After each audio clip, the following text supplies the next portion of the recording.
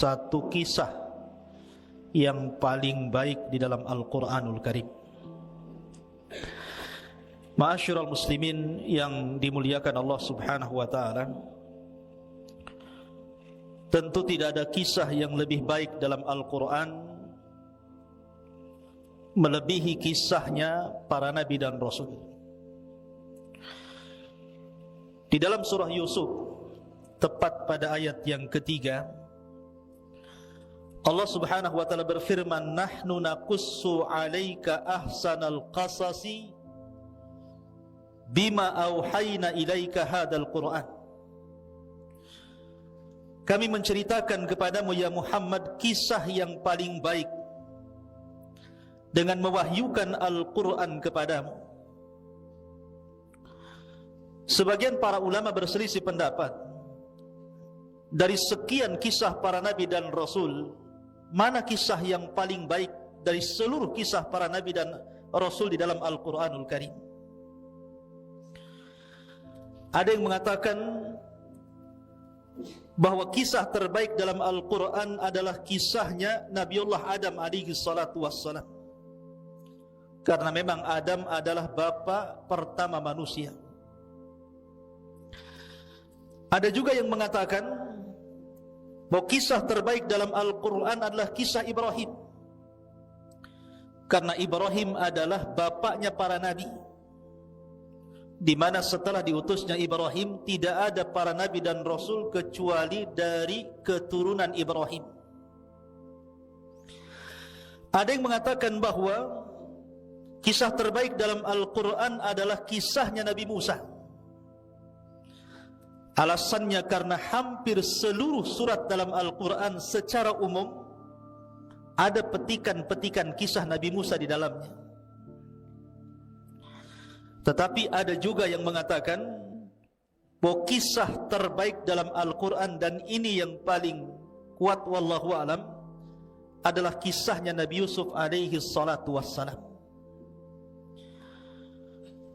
Kenapa kisah Nabi Yusuf alaihi salatu wassalam dikatakan ahsanal qasasi, kisah terbaik dalam Al-Quran? Karena secara zahir ayat, dalam ayat ketiga dalam surah Yusuf, Allah mengatakan nahnu naqussu alaika ahsanal qasas, kami akan mengkisahkan kepadamu ya Muhammad kisah terbaik dalam Al-Quran. Dan ini terdapat dalam surat Yusuf ayat ketiga. Karena kisah Nabi Yusuf ini unik.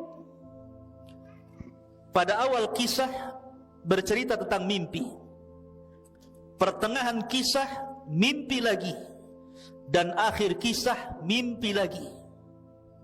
Jadi awal, tengah, akhir cerita mimpi, dan tidak ada pada nabi-nabi yang lainnya.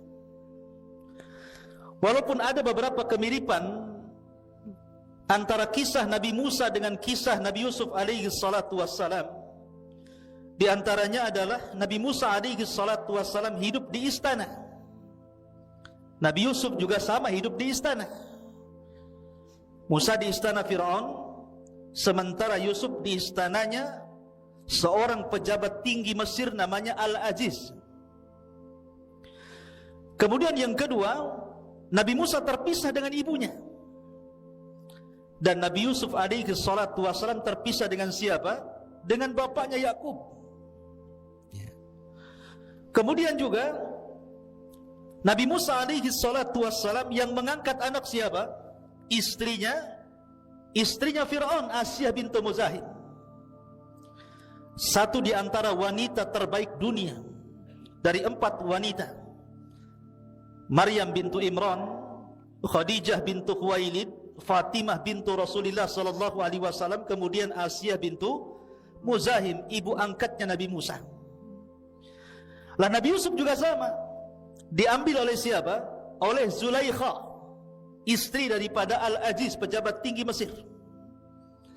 Jadi kerajaan Mesir itu di bawah raja ada gubernur-gubernur. Pemimpin gubernur itu namanya Al-Aziz. Jadi Al-Aziz itu di bawah raja Mesir. Pemimpin tertinggi setelah raja Mesir itu Al-Aziz. Lah yang meminta agar Yusuf dibeli ketika dijual oleh para pedagang adalah istrinya, Zulaikha. Jadi ada kemiripan. Tetapi walaupun demikian ada perbedaan. Ada yang diunggulkan dalam satu kisah dan tidak dikisahkan di tempat lain. Tetapi secara zahir ayat, dalam ayat ketiga dalam surah Yusuf, maka Allah mengatakan bahwa surah Yusuf atau kisah Nabi Yusuf adalah ahsanal qasas, kisah terbaik dalam Al-Quran. Ini yang kita akan kisahkan. Ikhwatu fillah muliakan Allah subhanahu wa ta'ala. Kita tahu bahwa hajat kita sebagai manusia kepada diutusnya para nabi dan rasul itu sangat besar. Karena tanpa mereka para nabi dan rasul, mungkin kita sudah tersesat jauh. Karena Allah subhanahu wa ta'ala tidak pernah menciptakan makhluk itu sia-sia. Manusia tidak pernah diciptakan begitu saja, habis diciptakan dibiarkan gitu, enggak. Tapi Allah subhanahu wa ta'ala utus kepada mereka para nabi dan rasul. Lah, para nabi dan rasul ada yang kita kenal nama-namanya, dan itu dicantumkan dalam Al-Quran. Jumlahnya berapa? 25 nabi dan rasul.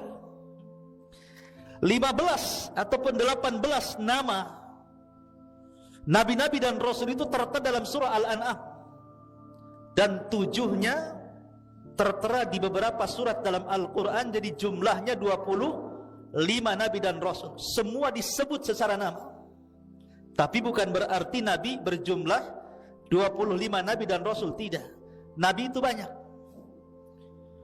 Makanya Allah subhanahu wa ta'ala mengatakan wa minhum, dan di antara mereka ada yang kami kisahkan, tetapi di antara mereka juga ada yang kami tidak kisahkan. Makanya ketika Abu Dzar, seorang sahabat Rasul, bertanya kepada Nabi SAW, kam adadul anbiya, berapa jumlah para nabi? Maka Nabi SAW menyebutkan jumlah para nabi 120.000. Tetapi jumlah Rasul hanya 315. Artinya banyak Rasul yang diutus itu. Para nabi yang diutus itu banyak. Cuman yang kita kenal hanya 25 nabi dan Rasul. Dan ini wajib kita imani. Satu saja kita beriman kepada seorang kufur dengan seorang Rasul, maka sama kita mengkufuri semua para Rasul. Makanya Allah mengatakan dalam Al-Quran, la nufarriku baina ahadin mir rusuli. Kita dilarang untuk membeda-bedakan para nabi dan Rasul. Ma'asyiral muslimin yang dimuliakan Allah Azza wa Jalla. Lah, di dalam 25 nabi dan Rasul itu ada Rasul-Rasul pilihan yang disebut dengan ulul azmi minar rusul. Dan ulul azmi itu dimulai daripada siapa? Nabi Nuh alaihi salatu wassalam, kemudian Ibrahim alaihi salatu wassalam, kemudian Nabi Musa alaihi salatu wassalam, kemudian Nabi Isa alaihi salatu wassalam, dan yang terakhir ditutup oleh kenabian Nabi kita Muhammad sallallahu alaihi wasallam. Itulah ulul azmi. Lah, yang pertama Rasul diutus siapa? Nabi Nuh. Nuh adalah Rasul pertama. Karena sebelumnya belum ada Rasul. Nabi Adam bukan Rasul, dia Nabi. Kemudian setelah Adam ada Syith, dia bukan Rasul, dia Nabi. Setelah Syith ada namanya Idris, dia bukan Rasul, dia Nabi. Rasul pertama barulah Nuh alaihi salatu wassalam. Itulah Rasul pertama. Lah, setelah Nuh alaihi salatu wassalam kemudian diutus kepada kaum yang tersebar kesyirikan pertama di permukaan bumi ini. Kemudian kaumnya dibinasakan kecuali Nuh dan orang-orang yang di perahunya. Maka kemudian setelah Nuh meninggal, dibangkitkan sebuah kaum yang disebut dengan Ad. Diutus kepada mereka siapa? Nabi Hud. Setelah Hud, kemudian bangkitlah sebuah kaum namanya Tsamud. Diutus kepada mereka siapa? Nabi Saleh. Setelah itu tidak dijelaskan apakah Allah mengutus para nabi dan rasul setelah mereka ataukah tidak, sampai diutusnya siapa? Nabi Ibrahim alaihi salatu wassalam. Lah, Ibrahim inilah yang disebut dengan Abul Anbiya, bapaknya para nabi. Karena Allah takdirkan setelah Ibrahim diutus alaihi salatu wassalam, tidak ada nabi dan rasul kecuali keturunan Ibrahim. Lah Ibrahim inilah kemudian punya anak yang melahirkan para nabi. Pertama Ismail, dari keturunannya tidak ada jadi nabi kecuali Nabi kita Muhammad sallallahu alaihi wasallam. Kemudian yang kedua Nabi Ishak. Lah Nabi Ishak ini barulah kemudian lahir dari Ishak siapa? Yakub, yang disebut dengan Israel, yang nanti keturunan Nabi Yakub disebut Bani Israel. Lah Yakub ini keturunannya banyak melahirkan para nabi. Dia memiliki putra 12 dari berapa? Dari 4 istri.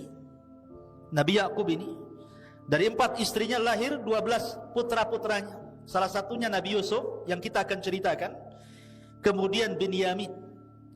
Lah dari keturunan Lawa, salah satu putra Nabi Yakub itu banyak ribuan para nabi lahir.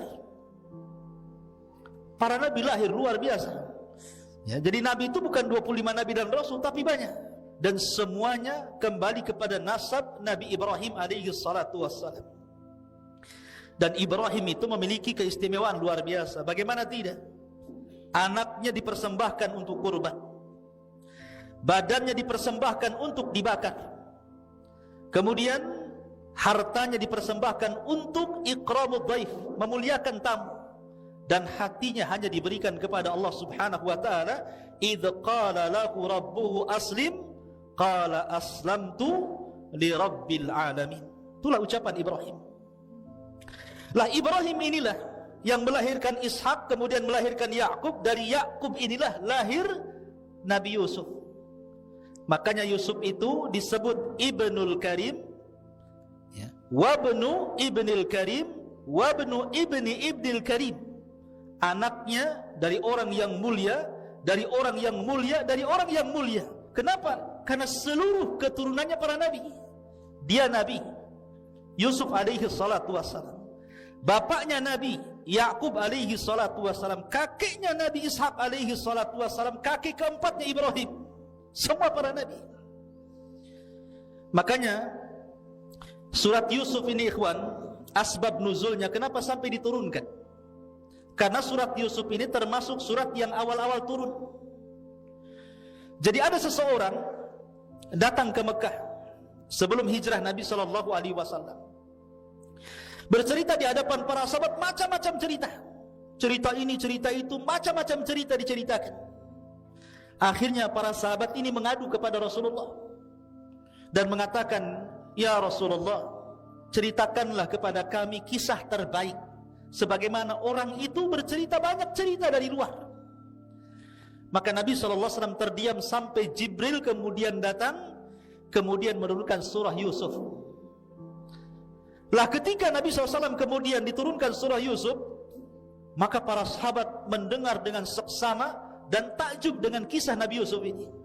Lah orang-orang Yahudi di Madinah ketika mendengar Nabi SAW menceritakan tentang kisah Nabi Yusuf yang merupakan wahyu Al-Quran, mereka menangis.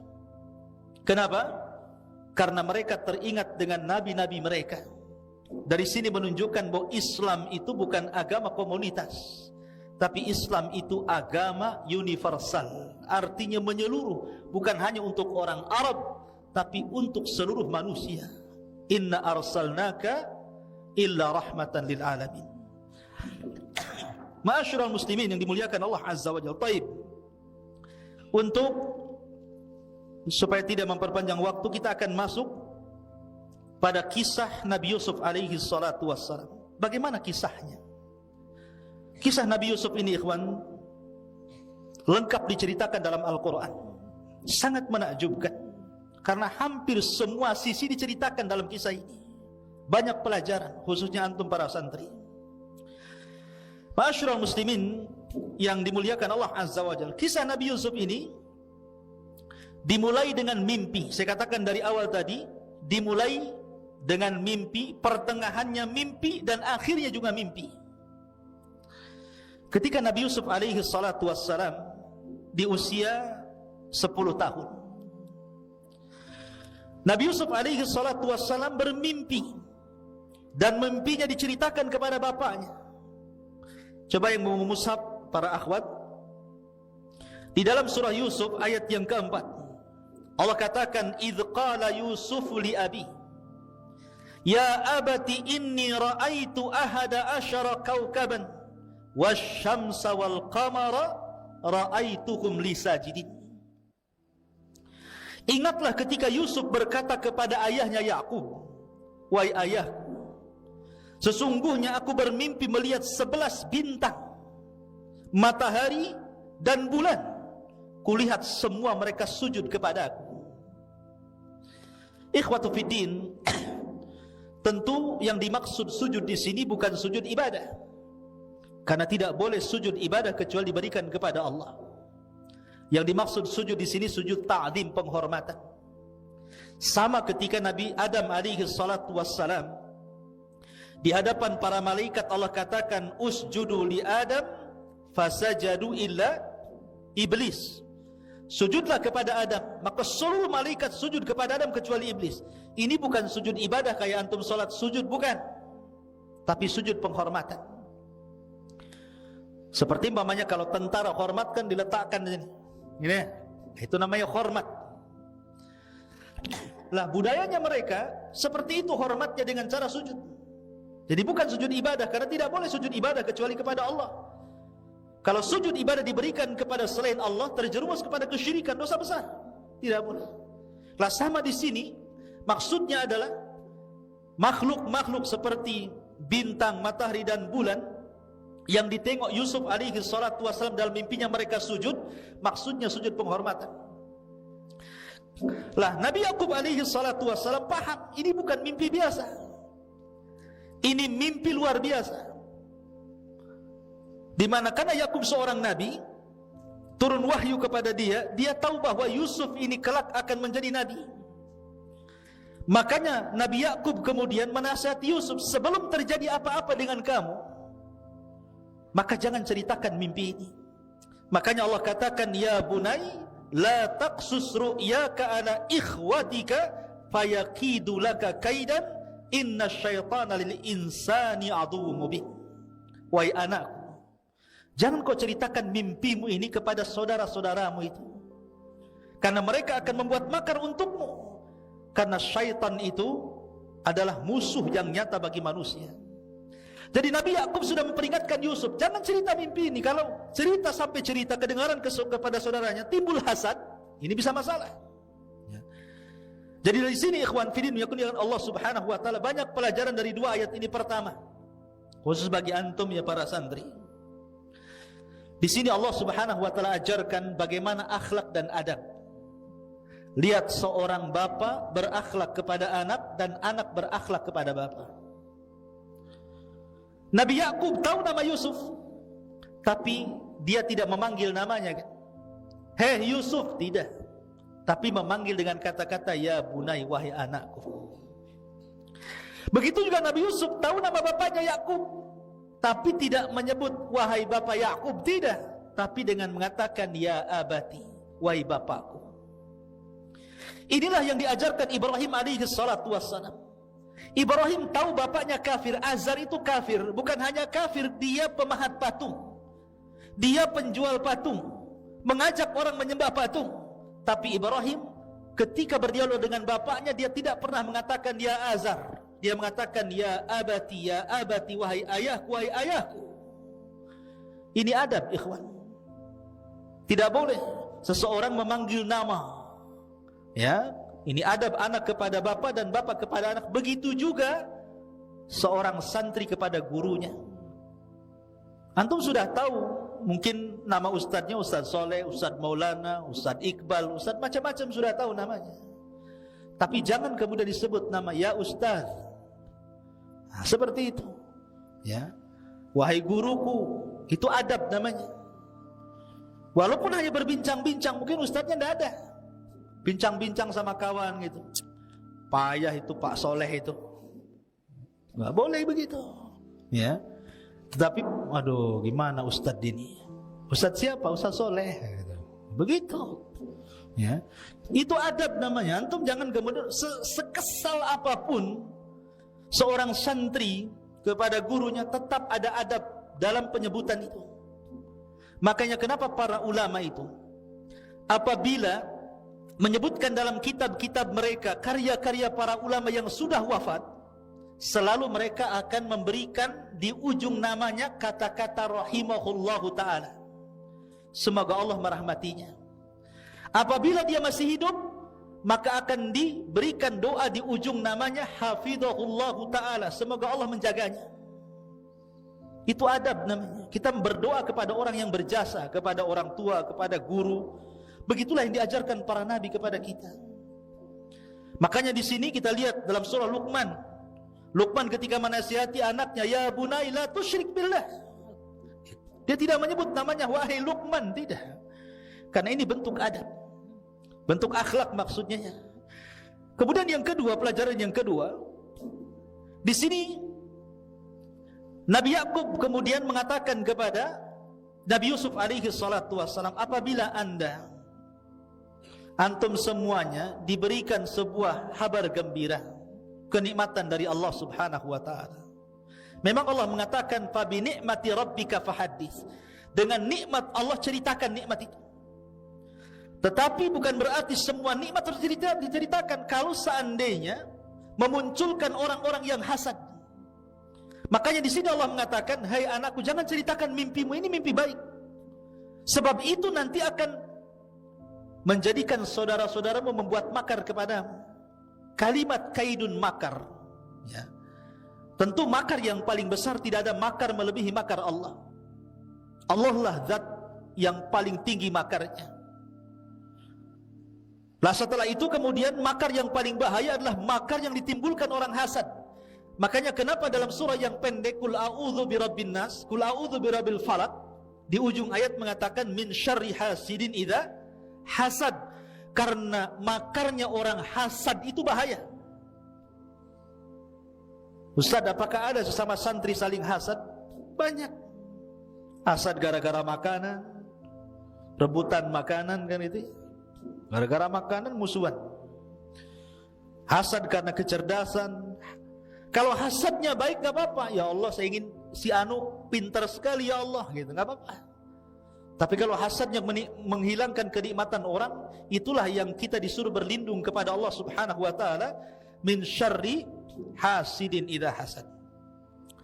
Baik, kemudian setelah Nabi Yusuf alaihi salatu wassalam bermimpi, diceritakan mimpinya kepada ayahnya, dan ayahnya wanti-wanti, jangan ceritakan kepada saudaramu ya, nanti saudaramu akan membuat makar. Kita tahu bahwa Nabi Yakub ini, ikhwan, memiliki berapa istri tadi? Saya katakan empat istri. Lah di antara salah satu dari 4 istri itu ada namanya Rahil. Nama istri Yakub itu ada namanya Rahil. Rahil inilah ibu daripada Nabi Yusuf dan Binyamin. Jadi Nabi Yusuf dan Binyamin itu satu kandung, dari ibu yang sama dan bapak yang sama. Adapun saudara-saudaranya lain bapak, lain ibu satu bapak. Lah ketika ibu Rahil ini melahirkan adiknya Nabi Yusuf namanya Binyamin, meninggal dia. Meninggal, akhirnya Nabi Yusuf dan Binyamin ini tidak punya ibu, hanya punya bapak Nabi Yakub alaihi salatu wassalam. Lah karena memang Nabi Yusuf dengan Binyamin ini masih kecil, yang paling bungsu gitu dari seluruh anak-anak Yakub. Yakub ini ingin memposisikan plus, bukan hanya selaku ayah kepada Nabi Yusuf dan Binyamin, dia pun ingin memposisikan menjadi ibu. Akhirnya dia lebih mencintai Nabi Yusuf dan Binyamin dibandingkan istri-istri yang masih hidup dan anak daripada istri-istri yang masih hidup. Dari sinilah tumbuh kecemburuan. Cemburu istri-istrinya itu nggak diperhatikan, karena Yakub terus memperhatikan Yusuf dan Binyamin. Akhirnya kemudian istri-istri Nabi Yakub ini menghasut anak-anaknya dengan mengatakan, wah payah bapakmu tuh, tengok tuh. Kenapa Yusuf aja, kenapa Binyamin saja, kemana-mana sama mereka, kalian tak pernah diajak, macam-macam. Tertanamlah sifat hasad yang ditumbuhkan ibunya kepada anak-anak yang merupakan saudara-saudara Nabi Yusuf. Ini hati-hatinya. Para akhwat di belakang itu, jangan sekali-kali mendoktrin kepada anak, karena anak itu paling mudah didoktrin. Dan perempuan itu paling mudah mendoktrin. Dan pengaruhnya melebihi laki-laki. Makanya akhirnya hasad ibu-ibunya turun ke anak-anaknya tuh. Lah, dari situlah kemudian mulailah anak-anak mereka datang kepada Nabi Yakub dan mengatakan, "Idz qalu la Yusufu wa akhuhu ahabbu ila abina minna wa nahnu usbatun inna abana la fi dhalalin mubin." Ketika mereka saudara-saudara Yusuf berkata, sungguh Yusuf dan saudaranya Binyamin lebih dicintai ayah daripada kita, padahal kita adalah satu kelompok yang kuat. Sungguh ayah kami berada di atas kesesatan yang nyata. Lihat, Nabi Yakub seorang nabi, bagaimana mungkin dikatakan sesat? Ya, bagaimana mungkin seorang anak mengatakan sesat bapaknya, padahal Yakub itu nabi, disesat-sesatkan sama anak-anaknya. Karena yang menjadikan orang itu berkata kotor itu hasad yang tertanam. Dan hasad itu penyakit syaitan, ya kawan. Penyakit yang pertama kali di langit adalah hasad. Hasadnya iblis kepada Adam. Dan penyakit yang pertama kali muncul di bumi hasad juga. Hasadnya Qabil kepada Habil. Makanya hasad itu penyakit iblis, ya. Makanya kenapa Nabi Yakub sudah mewanti-wanti kepada Yusuf, jangan ceritakan mimpimu. Dan di ujung ayat mengatakan, karena musuh yang nyatalah syaitan. Setan menguasai saudara-saudara Yusuf sampai berani lancang kepada bapaknya dan mengatakan, "Inna abana lafi dhalalim mubin." Oh, bapakku ini sesat, katanya. Berani mengatakan sesat karena hasad. Ya. Ma'asyiral muslimin yang dimuliakan Allah Azza wa Jalla. Lihat bahaya hasad di sini. Bahaya hasad iblis kepada Adam apa? Menjadikan Adam terusir dari sorga, kan? Menjadikan iblis dilaknat sampai kiamat. Kemudian hasadnya Qabil kepada Habil mengakibatkan apa? Pembunuhan Habil di tangan Qabil. Dan itu pembunuhan pertama di permukaan bumi. Adapun hasad saudara-saudara Yusuf kepada Yusuf, lihat, Allah sebutkan dalam Al-Quran surah Yusuf ayat ke-9, "Uqtulu Yusuf awit rahuhu ardan yakhlu lakum wajhu abikum wa takunu min ba'dihi qauman salihin." Bunuhlah Yusuf, satu, atau buanglah dia ke sebuah tempat agar perhatian ayah tertumpah kepadamu, atau yang ketiga, setelah itu kamu menjadi orang-orang yang baik. Jadi pertama suruh dibunuh, yang kedua suruh dibuang, yang ketiga apa? Ada yang berakal di antara anak-anak Yakub ini. Qala qailun minhum la taqtulu Yusuf. Janganlah bunuh Yusuf. Wa alquhu fi ghayabatil jub. Kita masukkan aja ke sumur. Yaltaqithu ba'dus sayyarati in kuntum fa'ilin. Biar nanti ada orang-orang musafir datang, mudah-mudahan diambil mereka, kemudian dibawa mereka pergi. Lihat, akibat hasad. Pertama, ide pembunuhan. Bunuh saja Yusuf itu. Kemudian yang kedua, ide pembuangan. Kemudian yang paling ringan, idenya apa? Dimasukkan ke sumur. Semua bicara tentang nyawa. Dibunuh jelas menghilangkan nyawa. Dibuang ke padang pasir bisa kematian karena kehausan. Dibunuh, dilemparkan ke sumur, bisa saja di sumur ada ular, ada kalajengking, ada macam-macam, kan? Makanya Allah mengatakan ghayabatil jub. Kenapa dikatakan ghayabatil jub? Ghayabah itu artinya tidak terlihat. Ini bukan sumur kecil, bukan sumur 15 meter, 12 meter, bukan. Tapi sumur yang enggak tahu kedalamannya. Makanya Allah mengibarahkan dengan ghayabatil jub. Saking dalamnya enggak kelihatan. Coba bayangkan. Dan Yusuf 3 hari di situ. 3 hari dalam sumur yang gelap itu. Kalau seandainya saya kasih hadiah 50.000, antum uka-uka di sana, di siapa yang berani?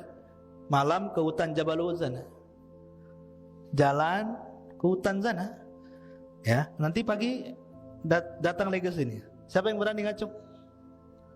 Ustaz kasih 50.000, saya tambah 100.000, tambah jadi 500, tambah 1 juta.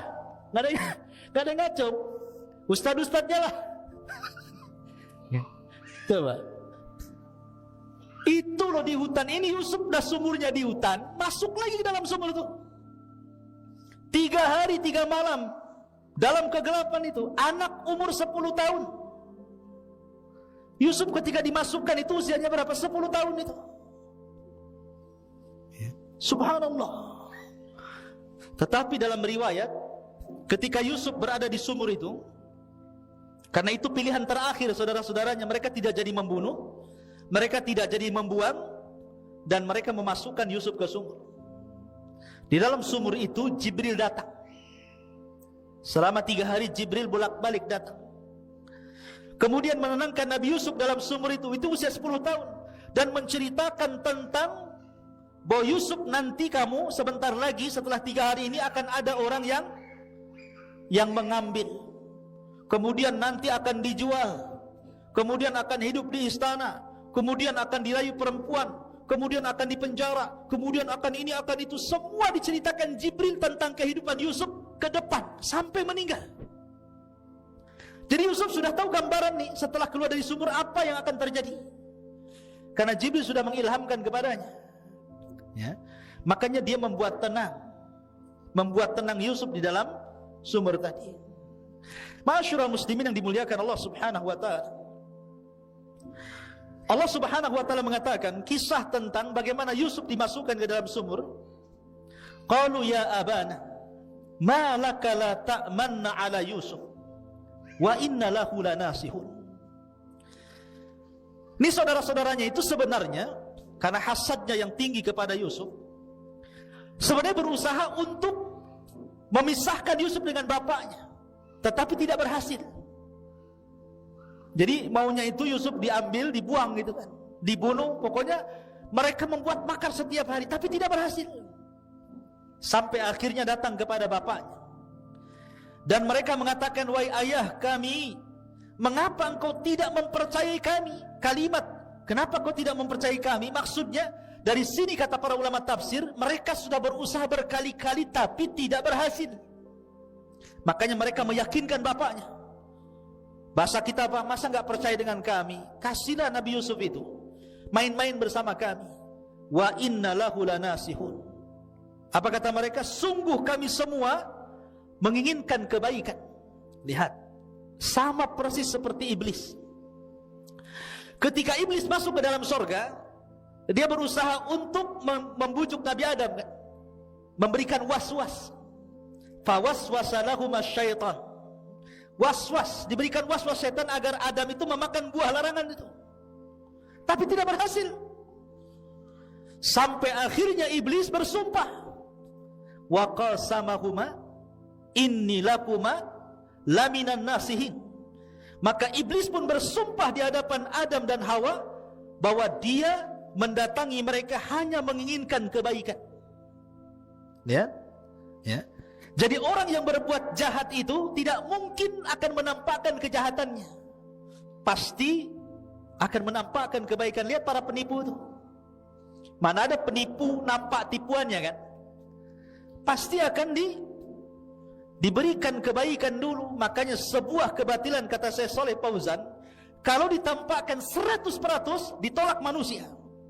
Tapi kebatilan itu kalau kemudian ada kebaikan di situ dan tercampur hak dan batil, barulah manusia menerimanya. Makanya kenapa di sini ikhwatul fiddin, dalam rangka memuluskan kejahatannya, mereka meyakinkan bapaknya, percayalah bapak kepada kami. Kami ini tidak ingin apapun kecuali kebaikan kepada Yusuf.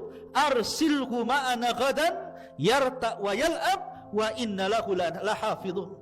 Biarkanlah dia pergi bersama kami besok pagi agar dia bersenang-senang dan bermain-main dan kami bisa menjaganya. Jadi diyakinkan bapaknya itu. Sampai akhirnya bapaknya luluh. Mulailah kemudian mereka membawa Nabi Yusuf alaihi salatu wassalam bermain-main. Lah ketika itulah mereka merencanakan dari Ketika itu mereka berangkat 11 orang karena Benyamin masih kecil tidak diajak. Lah yang 10 orang ini membuat makar di tengah padang pasir. Bagaimana mencelakakan Nabi Yusuf alaihi salatu wassalam. Dan ketika itu saya katakan Yusuf alaihi salatu wassalam berusia berapa? 10 tahun. Sebagian mereka mengatakan bunuh saja, sebagian mereka mengatakan kita letakkan di padang pasir biar dia kehausan mati, dan sebagian yang berakal di antara mereka mengatakan biar kita masukkan Yusuf ke sumur biar ada para musafir dan mengambilnya entah berantah, dan yang penting dia tidak hidup bersama kami. Artinya di sini akhirnya sepakat seluruh saudara-saudaranya mengambil yang paling ringan. Di sinilah ada sebuah kaidah usul fikih, akhaffu dhararaini, mengambil yang paling kecil madaratnya.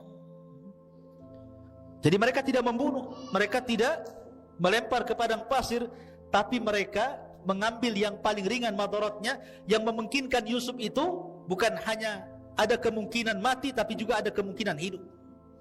Dan begitulah kaidah usul fikih ya. Jadi kalau ada dua perkara, yang satu madarat, maka ambillah yang paling kecil madaratnya. Harus seperti itu. Contohnya apa? Contohnya, kita dihadapkan dengan 3 perkara. 1 perempuan, 2 khamar, 3 pisau. Kemudian antum dipaksa kamu berzina dengan wanita itu. Kalau tidak, kami bunuh. Kalau engkau enggak mau, minumlah khamar. Ini kan semua madarat, ikhwan. Berzina dosa besar, minum khamar dosa besar, membunuh juga dosa besar. Tapi antum dipaksa melakukan salah satu dari 3 perkara ini. Kita memilih yang mana? Semua dosa besar. Membunuh tidak mungkin, berzina tidak mungkin, minum khamar juga tidak mungkin. Maka yang paling ringan apa? Hah? Yang paling ringan apa? Novel, yang paling ringan apa? Membunuh? Apa? Nggak tahu. Minum khamar? Bukan. Kalau minum khamar Anda mabuk, mabuk ini hilang, nanti memperkosa, dibunuh dia, makin berat. Makanya khamar itu disebut umul khaba'ith, rajanya keburukan itu khamar. Karena kalau sudah mabuk itu bisa macam-macam, membunuh, menghilangkan nyawa. Ya berzina kan begitu, walaupun mengingkari. Itu yang paling ringan. Tetapi kalau bisa dihindarkan, 3-tiganya kita hindarkan. Tapi dalam kaidah kalau nyawa kita terancam, kecuali harus melakukan 3 perkara, ambillah yang paling ringan dari 3 perkara itu. Begitulah kaidah para ulama. Ya. Ma'asyiral muslimin yang dimuliakan Allah Azza wa Jalla. Baik, kita kembali kepada kisah. Lah setelah kemudian Nabi Yusuf alaihi salatu wassalam betul-betul dimasukkan ke dalam sumur. Dan 3 hari Nabi Yusuf di dalam sumur itu. Kemudian datang Jibril alaihi salatu wassalam, kemudian diceritakan kisahnya sampai kelak Yusuf meninggal, dan membuat kemudian Nabi Yusuf kemudian tenang. Disitulah setelah 3 hari datanglah para qafilah, para musafir yang dagang dari Palestina menuju Mesir. Karena ketika itu mereka tinggal di Palestina.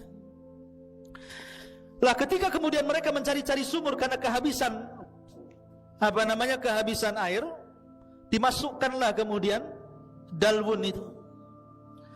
Lah Yusuf sudah diberitahu sama Jibril, nanti sebentar lagi setelah 3 hari pasti akan ada tambang dengan timba. Kamu ambil saja tambang itu. Makanya kemudian ketika tiba-tiba datang tambang, langsung diambil. Kemudian dia dinaikkan ke atas. Maka takjublah para musafir itu, kok bisa ngambil air dapat manusia? Kayak orang mancing, ya kan? Nggak dapat ikan, dapat celana dalam, ya kan? Kan ada itu yang salah sasar itu, ya kan? Jadi ini orang mancing itu, orang mengambil air, ternyata setelah berat disangka air sampai di atas kemudian manusia. Dan Nabi Yusuf alaihi salatu wassalam, ikhwan, adalah orang yang paling tampan. Sebagian ulama mengatakan bahwa Yusuf alaihi salatu wassalam itu diberikan separuh ketampanan Nabiullah Adam alaihi salatu wassalam. Separuh ketampanan Nabi Adam itu diberikan kepada Yusuf. Adam itu tampan, ya. Dan Adam itu bukan kera, bukan monyet, sebagaimana teori Darwin. Tahu teori Darwin?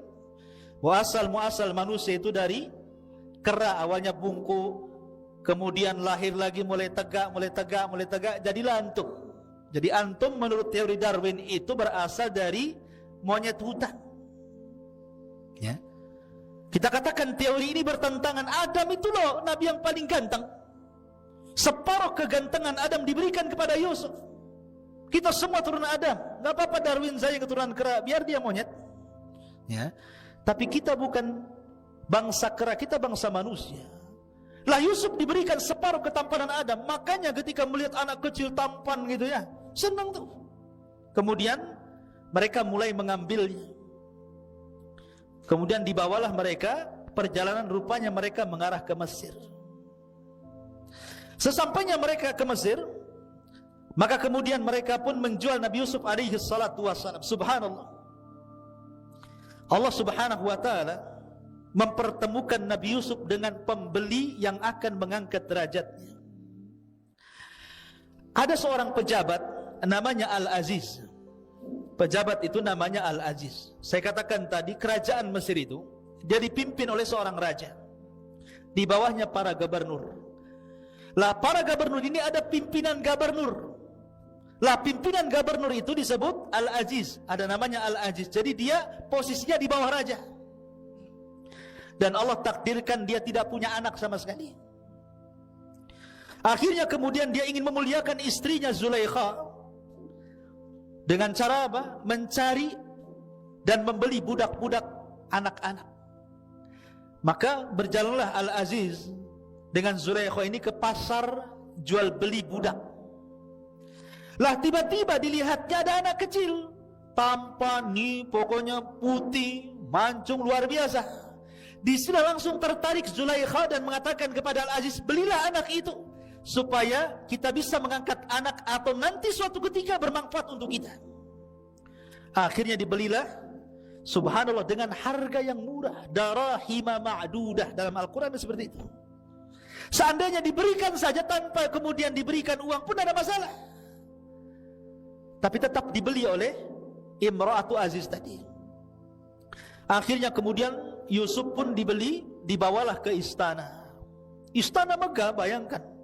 Ini wakil raja. Tentu rumahnya bukan rumah biasa, rumah istana. Makanannya juga bukan makanan biasa, makanan mewah. Pakaiannya juga indah-indah, kasurnya juga empuk-empuk, dayang-dayangnya dan begitu seterusnya. Lihat bagaimana Allah katakan dalam Al-Quran, asa an takrahu syai'an wa huwa khairul lakum. Terkadang apa yang anda anggap buruk itu rupanya kebaikan di hadapan Allah.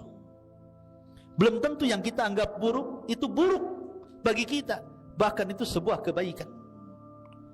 Nabi Yusuf dihasadi oleh saudara-saudaranya, kemudian dibuang ke sumur, dibawa oleh para kafilah, dijual lagi. Tapi Allah katakan wa asa an takrahu syai'an wa huwa khairul lakum. Jadi antum kalau sekarang mondok di Jabal Uhud ini memang enggak enak. Kalau antum di rumah kan kasur enak, sebagiannya main game, ya, keluar trek-trekan, pulang enggak dilarang orang tua, makan semakannya, enak di rumah kan. Masuk pesantren kayak penjara, jendelanya aja kayak penjara gitu. Ya, makan ya itu saja dikresek gitu kan, isinya ya tempe tahu, nahu sorop, tempe itu nahu, tahunya sorop. Jadi makan apa? Makan nahu sorop, tempe tahu tiap hari gitu. Ya sekarang antum mungkin dianggap ini tega banget nih orang tua ini, kok lempar saya ke Jabal Uhud pula. Sudah kasurnya sempit, 2 lantai lagi, berdekat-dekat, banyak nyamuk, ini itu, nanjak, capek. Wa asa an takrahu syai'an wa huwa khairul lakum. Boleh jadi yang anda anggap buruk hari ini, capek di sini sih, ngapal aja, stres. Nanti antum merasakan setelah antum keluar dari sini. Dapat ilmu, Allah katakan dalam Al-Quran bahwa orang-orang yang akan diangkat derajatnya adalah yarfa'illahu alladhina amanu minkum walladzina utul ilma darajat. Abu Hurairah, orang miskin Abu Hurairah itu ikhwan. Makanya disebut ashabus sufah, miskin. Dia hidup di tenda di samping Masjid Nabawi. Kadang 3 hari enggak makan, sampai dia pingsan-pingsan. Tapi dia sabar bermulazamah ngaji sama Nabi. Akhirnya dia cerdas, dan Allah berikan anugerah hafalan yang luar biasa yang tidak pernah lupa, dan dia menjadi salah satu dari sahabat yang al-mukthiruna fil hadithi Rasulillah, sahabat yang paling banyak meriwayatkan hadis Nabi sampai kepada kita. Siapa yang tidak kenal Abu Hurairah? Setelah kemudian Rasul meninggal, dia diangkat jadi gubernur, hartanya banyak, namanya melambung, sampai dia meninggal pun disebut-sebut namanya an Abi Hurairah radhiyallahu an Abi Hurairah radhiyallahu an. Siapapun yang membaca hadis Nabi dalam bab apa saja ada Abu Hurairah di situ. Dalam bab air ada Abu Hurairah di situ disebut. Dalam bab tayamum, dalam bab wudu, dalam bab salat, dalam bab zakat, dalam bab apa saja Abu Hurairah ada di situ. Meriwayatkan hadis Nabi SAW. Wa asa an taqrahu syai'an wa huwa khairul lakum. Terkadang yang antum anggap buruk hari ini nanti akan jadi sebuah kebaikan di akhir nanti. Jadi sabar. Sabar dalam menimba ilmu itu perlu kesabaran. Kita kembali. Kemudian Nabi Yusuf alaihi salatu wasalam hidup di istana Al-Aziz. Barulah dia merasakan hidup yang sangat enak, makan enak, tidur enak, macam-macam. Diberikan pendidikan sampai akhirnya Yusuf pun tumbuh dewasa, hidup selama 10 tahun bersama keluarga Aziz dengan Zulaikha itu. Jadi ketika masuk sumur umur 10 tahun, kemudian hidup di istana Al-Aziz 10 tahun, sekarang Yusuf usianya menginjak 20 tahun. Sudah ganteng, sudah anak muda. Rupanya Zulaikha. Apa ini? Setelah Yusuf kemudian makin dewasa, ya, tidak sebagaimana kecintaan Zulaikha ketika Yusuf masih kecil. Kecintaan seorang ibu kepada anak. Tapi setelah dia dewasa, karena bukan anak kandung, tapi seorang budak yang dirawat menjadi anak angkat, tumbuh rasa cinta seperti seorang anak muda kepada seorang gadis. Atau sebaliknya, malah dia suka, mau selingkuh bahasanya ya. Lah Nabi Yusuf alaihi salatu wassalam ketika itu berusaha untuk menolak. Berkali-kali Zulaikha itu merayu Yusuf, tapi Yusuf pemuda yang afif, menjaga dirinya. Nabi SAW bersabda, sab'atun yudhilluhumullahu fi dhillihi yawma la dhilla illa dhilluh. Ada 7 golongan yang akan mendapatkan naungan arsy Allah di hari yang tidak ada naungan kecuali naungan Allah. Salah satunya apa? Rajulun da'athu imra'atu dhata jamalin. Seorang laki-laki yang ditawarkan wanita yang cantik, penuh dengan karisma, kemudian mengajak berzina, tapi laki-laki mengatakan inni akhafullah, saya takut kepada Allah. Dia hindari perzinahan. Begitulah anak-anak muda yang menjaga diri. Yusuf ini seorang musafir, jauh dari keluarganya. Biasanya kan seorang musafir, kalau kita lihat di Batam ini kan banyak para perantau. Ada yang dari Jawa, ada yang dari Sumatera, Kalimantan, macam-macam, satu Indonesia tumblak di Batam ini. Seorang yang merantau itu biasanya lebih berani, karena jauh dari keluarga. Dia harus mengadu nasib. Makanya kalau para perantau itu jadi jahat-jahat sekali, kalau jadi baik-baik sekali. Kenapa dia bisa berbuat jahat? Karena jauh dari orang tua, jauh dari kampungnya. Kalau dia berbuat jahat, orang kampung tidak tahu, orang tuanya tidak tahu, ya. Artinya Yusuf ini kalau diajak berzina dengan wanita istri pejabat yang sangat cantik Zulaikha ini, memungkinkan, karena dia seorang musafir, jauh dari keluarga, orang nggak tahu siapa dia di situ. Tapi Yusuf dianugerahi oleh Allah Subhanahu wa taala jiwa yang afif, yang menjaga diri. Makanya ketika Zulaikha itu mengundang Yusuf ke kamarnya, kemudian berusaha, kemudian oleh Zulaikha dikunci seluruh pintu dan jendela. Bayangkan, tidak ada satupun jendela dan pintu kaca dikunci. Kemudian Zulaikha membuka bajunya dan menawarkan diri. Tapi Yusuf mengatakan, ma'adallah, Aku berlindung kepada Allah. Kalau bukan karena burhan dari Allah, tentu aku akan terjerumus kepada perbuatan yang sangat dahsyat fitnahnya ini. Ikhwan, ada yang mengatakan Nabi Yusuf alaihi salatu wassalam ketika itu melihat patung. Jadi ada patung di rumah Zulaikha itu, karena ketika itu orang Mesir menyembah patung. Ya. Lah patung itu tersingkap dari tutupnya. Jadi ada penutup kemudian tersingkap penutupnya. Dia malu. Sebenarnya Yusuf itu secara naluri laki-laki dia pengen juga. Siapa yang tidak pengen? Ya. Dihadapkan kepada wanita yang sangat cantik, nalurinya itu pengen. Makanya Allah mengatakan wa hammat bihi wa hammat biha. Artinya wanita itu pengen Yusuf, Yusuf pun sebenarnya dalam hatinya kepengen. Tapi ketika dia melihat patung itu, Yusuf malu. Padahal itu Tuhannya orang Mesir. Kalau dia malu kepada patung itu saja, maka dia lebih malu kepada Allah Subhanahu wa taala. Dari situlah kemudian dia lari menghindar Zulaikha, kemudian dia lari kepada pintu, sampai di pintu rupanya Zulaikha menarik pakaiannya, sobek dari belakang. Ketika sobek, Allah takdirkan suaminya datang. Jadi ketika ditarik dari belakang itu prek gitu ya, rupanya suaminya datang. Persis ketika pengambilan baju kemudian sobek dari belakang itu. Bayangkan ikhwan, kamar itu tidak ada yang memiliki kunci kecuali suami istri. Ya, jadi ketika Zulaikha menarik baju kemudian sobek dari belakang, suaminya membuka pintu. Kagetlah suaminya.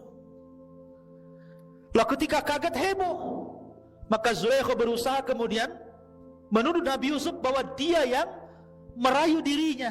Lah ketika itu ada seorang jariyah pembantunya. Dia bawa anak kecil belum balik, usia di bawah 10 tahun.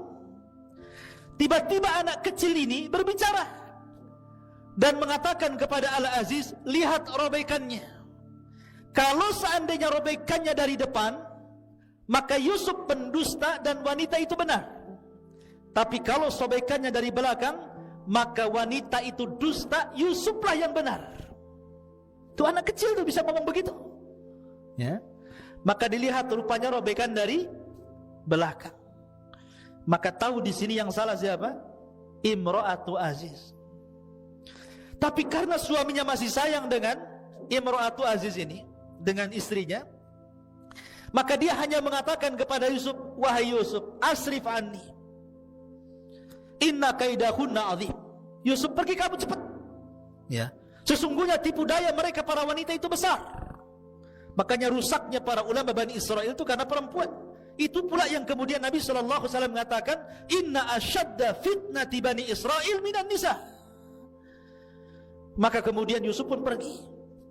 Rupanya cerita ini, di dalam kamar ini menyebar kepada ibu-ibu pejabat. Kalau di polisi itu kebayangkarinya lah ya. Ibu-ibu Bayangkari.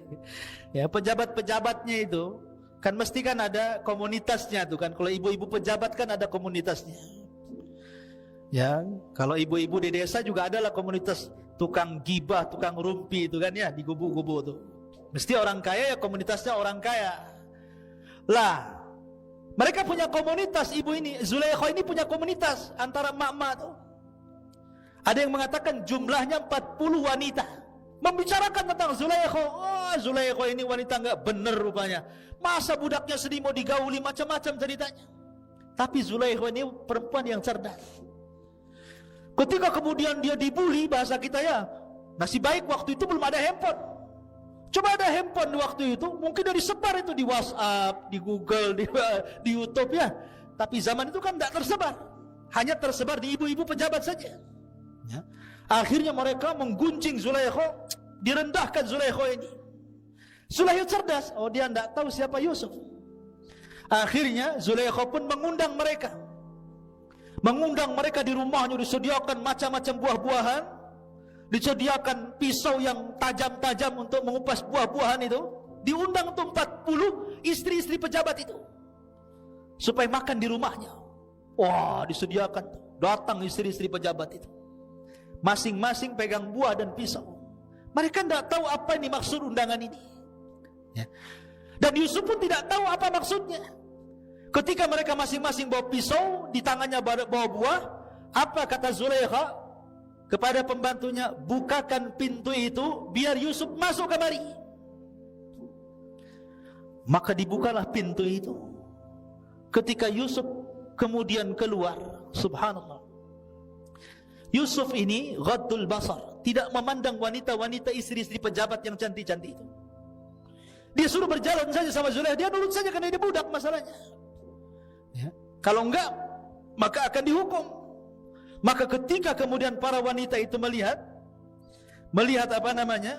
Nabi Yusuf alaihi salatu wassalam, maka mereka pun kemudian mengatakan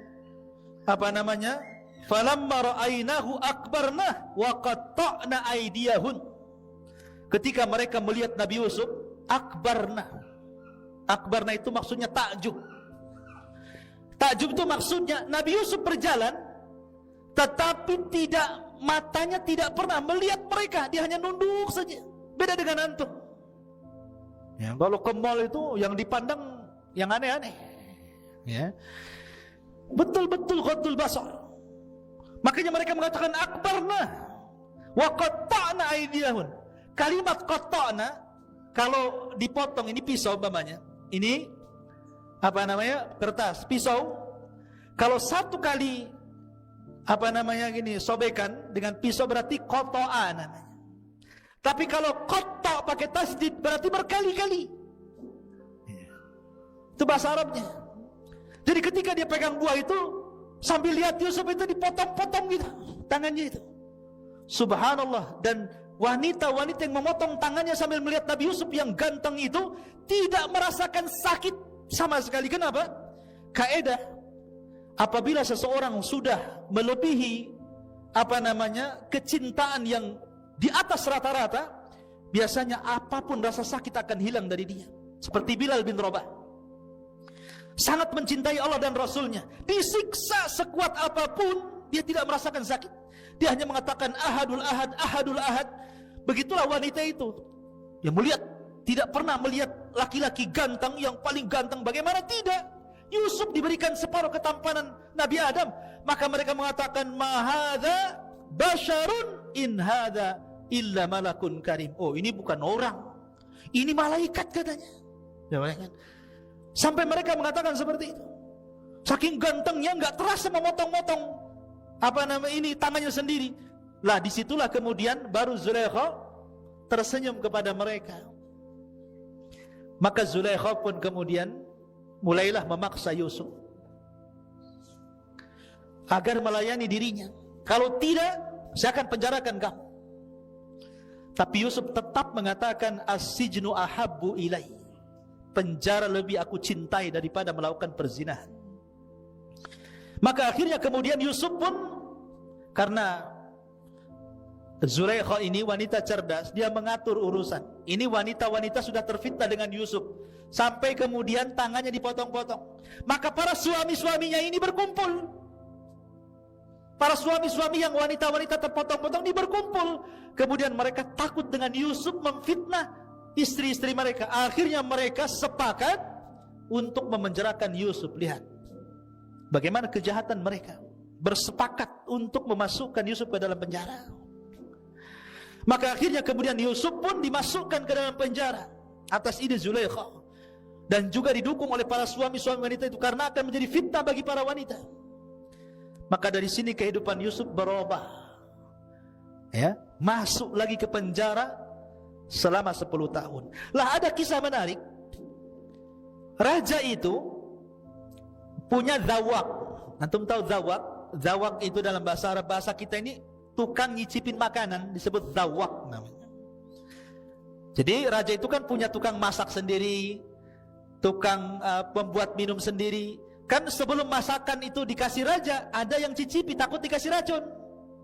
Begitu juga minuman, kalau sebelum sampai kepada raja, maka tukang nyicipinya ini meminum dulu, takut diberi racun. Lah Allah takdirkan zawak ini meninggal dunia. Yang tukang nyicipi itu meninggal dunia. Kemungkinan meninggal dunia karena diracun. Dan racun itu kemungkinan ada pada makanan atau pada minuman. Akhirnya ditangkaplah pembuat makanan dan pembuat minuman itu. Lah itu bertepatan ketika Yusuf masuk penjara. Makanya Allah mengatakan dalam Al-Quran, dalam surah Yusuf itu, maka Yusuf masuk penjara bersama 2 anak muda. Masuk ke dalam penjara ya. Akhirnya kemudian Yusuf masuk nih, 3 orang Nabi Yusuf dan 2 orang yang berkasus itu, karena berencana untuk salah satunya meracuni Zawak tadi. Lah Allah takdirkan di penjara itu ikhwan. Akhirnya mimpilah salah satu dari mereka. Mimpi. Yang satu mimpinya aneh-aneh gitu kan ya. Maka dalam Al-Quran dijelaskan bagaimana mimpinya 2 orang itu di hadapan Nabi Yusuf alaihi salatu wassalam. Ma'asyiral muslimin yang dimuliakan Allah subhanahu wa ta'ala,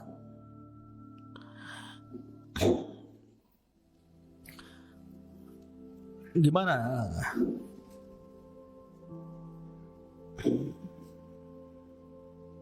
ayatnya? Siapa yang hafal? Mimpinya anak muda itu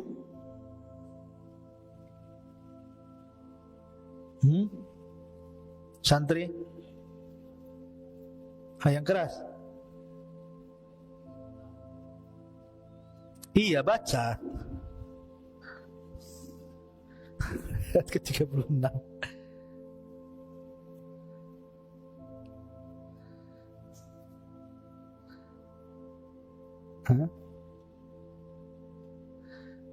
Ayat 36.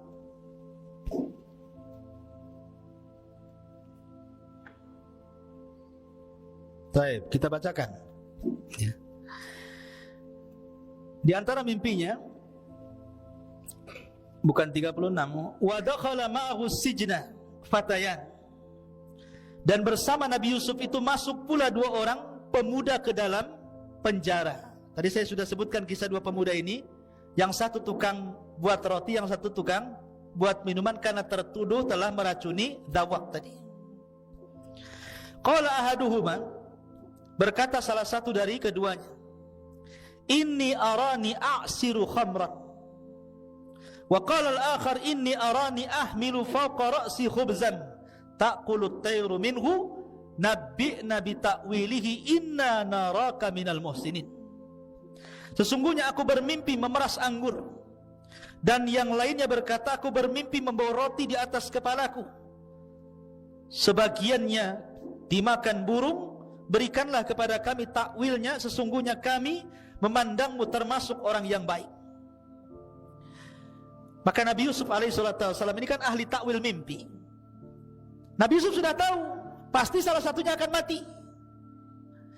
Salah satunya akan mati nih. Karena salah satunya akan mati, maka Nabi Yusuf alaihissalam harus berdakwah supaya mereka masuk ke dalam agama Islam, agama Nabi Ya'qub, Nabi Ibrahim. Sebelum mati itu diislamkan dululah bahasanya.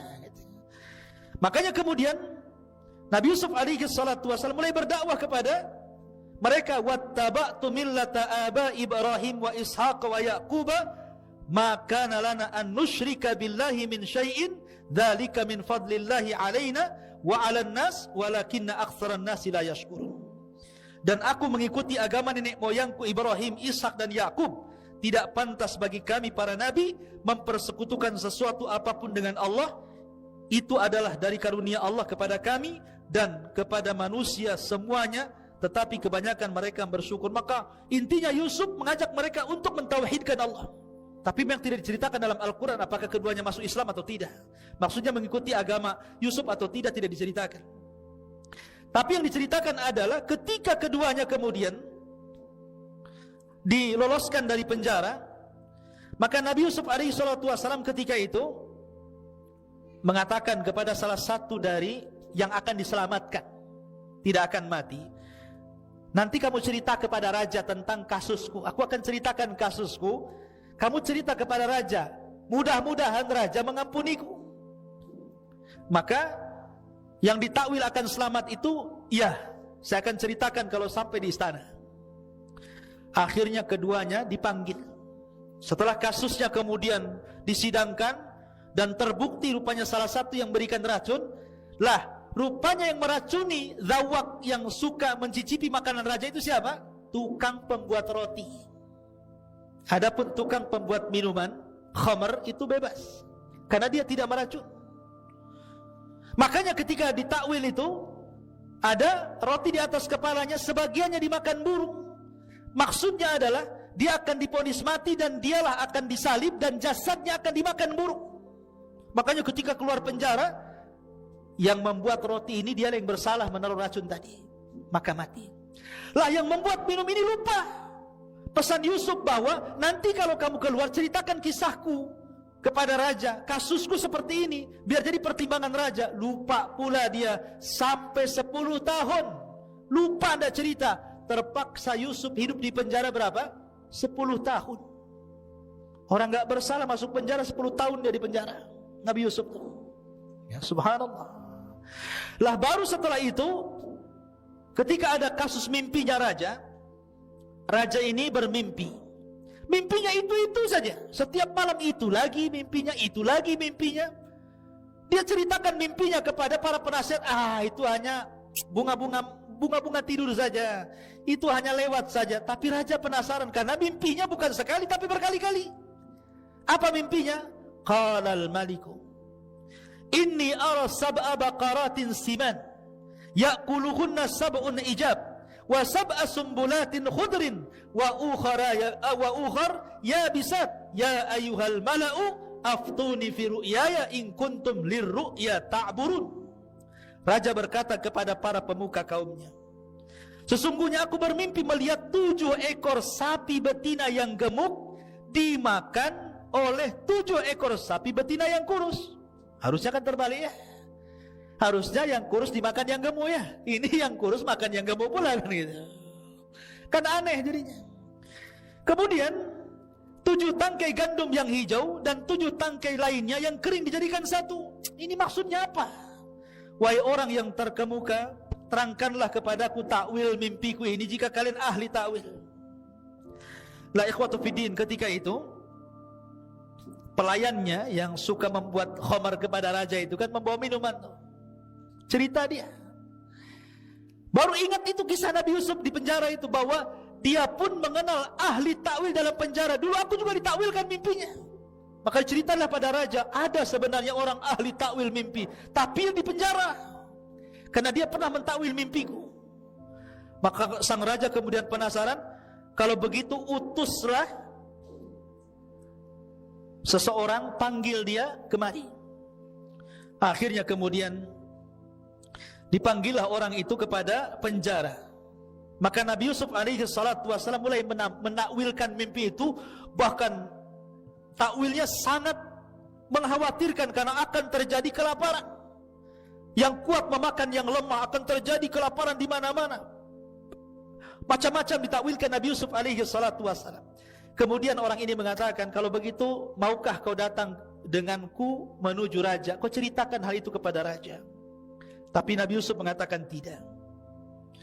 Kalau aku harus mentakwilkan mimpi raja, ada satu syarat. Selesaikan kasusku dulu. Lihat. Bagaimana Yusuf alaihi salatu wassalam menyelesaikan kasusnya. Dan ini kenapa kemudian Allah buat lupa orang yang suka buat minuman untuk raja itu, supaya Yusuf keluar dari penjara bukan karena pertolongan orang, tapi betul-betul Allah yang menolongnya. Taufik dari Allah Azza wa Jalla. Makanya Yusuf sengaja di penjara sampai 10 tahun. Hikmahnya adalah supaya Yusuf tidak ditolong manusia, tapi Allah langsung yang menolong dengan memberikan jalan keluar. Dan itu pertolongan terbaik. Akhirnya kemudian setelah disebutkan kasusnya, bahwa Yusuf dulu begini-begini dengan Zulaikha, dengan wanita-wanita para pejabat, begini-begini, raja mengiyahkan, iya, saya siap menyelesaikan kasusmu. Akhirnya dipanggillah wanita-wanita itu yang dulu memperdayakan Yusuf alaihi salatu wasallam, dipanggil satu-satu, dikumpulkan di kerajaan, sampai akhirnya Zulaikha ngaku bahwa dia yang salah. Maka raja pun marah dan suami Zulaikha pun marah. Akhirnya kemudian karena dipermalukan di depan umum, diceraikan Zulaikha sama suaminya Al-Aziz itu. Dan wanita-wanita yang lain juga diceraikan suami-suaminya. Dan itu sebuah balasan dari Allah, al-jaza'u min jinsil amal, bahwa balasan itu sesuai dengan amalannya. Jangan kira seseorang melakukan kebaikan ataupun keburukan kecuali pasti ada balasan keduanya. Tidak cepat maka lambat. Dan orang-orang yang berbuat zalim, balasannya akan disegerakan sebelum akhirat. Seperti kisah siapa? Az-Zahabi menceritakan kisahnya dalam kitabnya Al-Kabair. Kisah orang zalim yang merampok ikan pada seorang nelayan. Jadi ada preman, orang jahat, tiba-tiba berjalan-jalan di pinggir laut. Kemudian ada nelayan baru nyandar dari laut itu bawa ikan besar. Kemudian dipaksa serahkan ikan itu atau kau bunuh. Terpaksa karena ketakutan, nelayan itu diserahkan kepada orang zalim ini. Oh, dengan semangatnya orang zalim ini membawa ikan tadi tanpa kerja keras. Rupanya Allah takdirkan ikan itu hidup sesaat menggigit jarinya. Setelah digigit jarinya, rupanya ada racun dari gigitan ikan itu, dan dia merasakan sakit di malam hari yang tidak ada tahu kecuali Allah sakitnya. Maka keesokan harinya dia datang ke tabib. Dia mengatakan, ini apa jariku, kenapa membuat aku sakit gigitan ikan itu? Kata dokter, itu ada racun yang sudah merambah sampai di pergelangan tanganmu. Kalau tidak diamputasi, maka racun itu akan merambah sampai ke sikutmu. Paksa diamputasi. Besoknya nyolong, setelah itu diamputasi. Lihat bagaimana kata Nabi SAW, tidak ada dosa ma min dzambin ajjalallahu uqubatahu fid dunya qabla al-akhirah al-baghi wa qati'atur rahim. Tidak ada satupun dosa yang disegerakan hukumannya di dunia sebelum akhirat. Pertama kezaliman, dan yang kedua memutus silaturahim dengan orang tuanya. Ma'asyiral muslimin, kembali. Akhirnya kemudian setelah Yusuf pun kemudian dibela oleh raja dan dibebaskan oleh sang raja, dan mereka orang-orang yang pernah menzaliminya mendapatkan balasan, maka Yusuf pun kemudian berusaha untuk mentakwilkan mimpi sang raja. Maka sang raja ketakutan akan kondisi kerajaannya, karena ini bukan setahun 2 tahun paceklik yang ditakwilkan Yusuf, 7 tahun akan terjadi paceklik hebat, kelaparan di mana-mana. Makanya Nabi Yusuf alaihi salatu wassalam menawarkan diri kepada raja, kalau engkau percaya wahai raja, serahkanlah pembendaharaan Mesir kepada aku. Jadi menteri ekonomi loh bahasa sekarang ya. Serahkan perekonomian Mesir kepada aku. Akhirnya kemudian sang raja pun ketika mengatakan falamma kallamahu qala innakal yaum ladaina makinun amin, ya. Kemudian sang raja pun percaya Yusuf, diangkatlah jadi bendaharawan Mesir. Maka Yusuf mulai membuat siasah politik. Bayangkan, oh dia sekarang jadi orang kepercayaan raja. Lihat, memang terkadang orang itu susah-susah dahulu kan. Mulai dari dihasadi keluarganya, dibuang ke sumur, dijual, dimasukkan ke penjara. Subhanallah, ini kan keperitan hidup semuanya. Dan di endingnya Yusuf menjadi seorang menteri kepercayaan raja, menyelamatkan Mesir, diberikan fasilitas paling tinggi. Maka kemudian Yusuf pun mulailah berpolitik. Dia memberikan uang-uang ke masyarakat agar menanam gandum di mana-mana, beras di mana-mana. Nanti sebagiannya diambil kerajaan dan sebagian dikonsumsi oleh mereka. Lah yang diserahkan ke kerajaan ini disimpan oleh Nabi Yusuf. Sampai setelah 7 tahun betul-betul terjadi kekeringan, paceklik di mana-mana. Tapi Mesir mengalami luar biasa kemakmuran. Negara-negara tetangganya semua kelaparan kecuali Mesir. Semua kelaparan, termasuk Palestina. Karena Palestina dekat dengan Mesir, perjalanan darat. Perbatasannya jalur Gaza itu. Akhirnya terdengarlah oleh keluarga Nabi Yakub bahwa kalau ingin mendapatkan makanan dan tidak akan kelaparan, maka mereka boleh menukar gandum, menukar makanan dengan barang-barang berharga. Berangkatlah keluarga Yakub ini. 10 orang datang ke Mesir membawa barang. Yusuf sudah sukses di Mesir.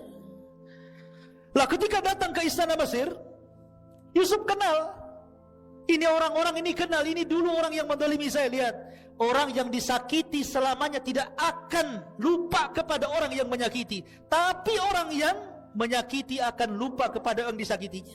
Itu kaidah itu. Ingat gak antum dulu zalimi saya? Nggak ingat. Yang menzalimi biasanya gitu, nggak ingat ya. Tapi yang dizalimi akan ingat terus. Wah ini, walaupun udah tua, mukanya ini kayak dulu nih orang yang kurang ajar sama saya. Ya. Yusuf kenal tuh saudara-saudaranya, tetapi saudara-saudara nggak kenal sama Yusuf. Ya. Maka Yusuf pun kemudian, tapi dia berusaha. Disinilah Allah tampakkan adabnya seorang nabi, akhlaknya seorang nabi. Jazaul ihsan, jazaus sayyi'ah. Balasan keburukan tidak dibalas dengan keburukan, tetapi dibalas dengan kebaikan. Begitulah para nabi yang mengajarkan kepada kita. Ya.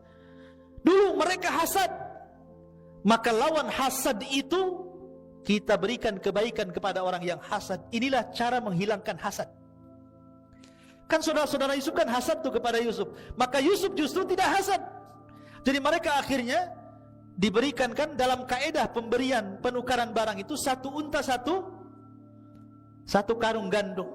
Walaupun mereka banyak 10 unta, tetap dikasih satu unta, satu orang satu unta. Akhirnya mereka mengatakan, Yusuf nih mengatakan, berapa saudara kalian? Mereka mengatakan 11 orang. Loh kenapa cuma 10?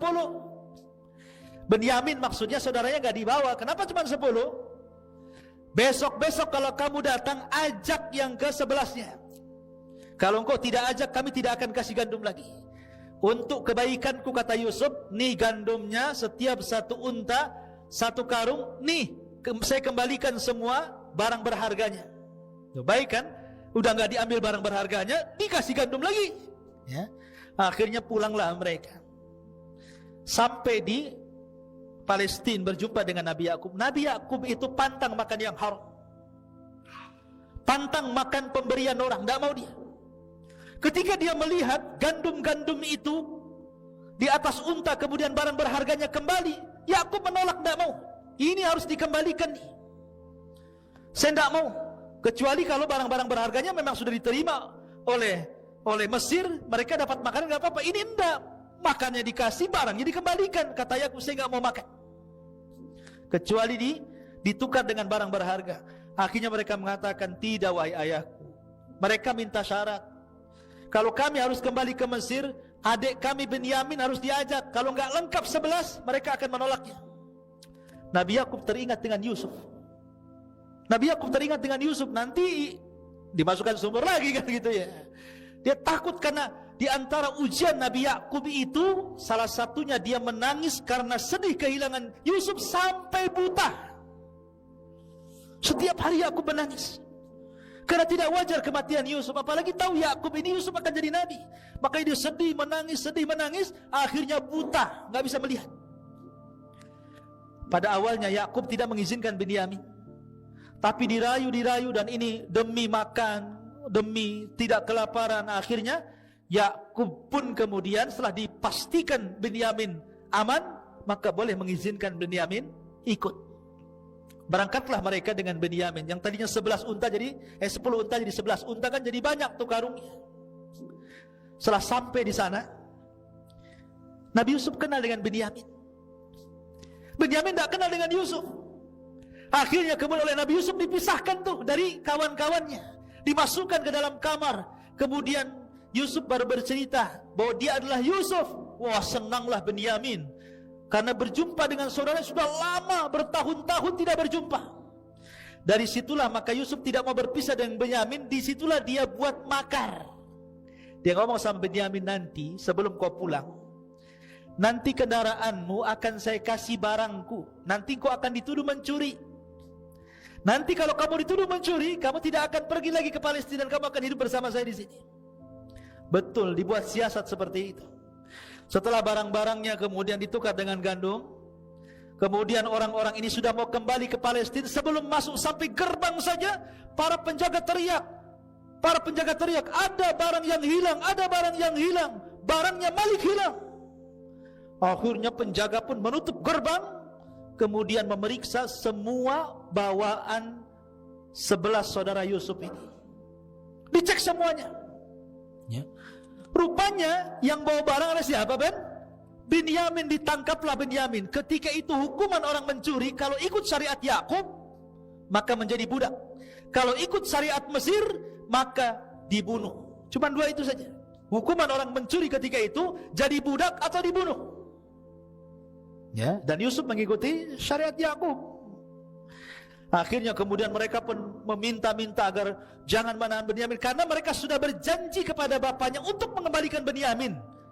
Ya, karena kan Nabi Yusuf bersiasat supaya mereka tahu ya, bagaimana susahnya Nabi Yusuf dulu.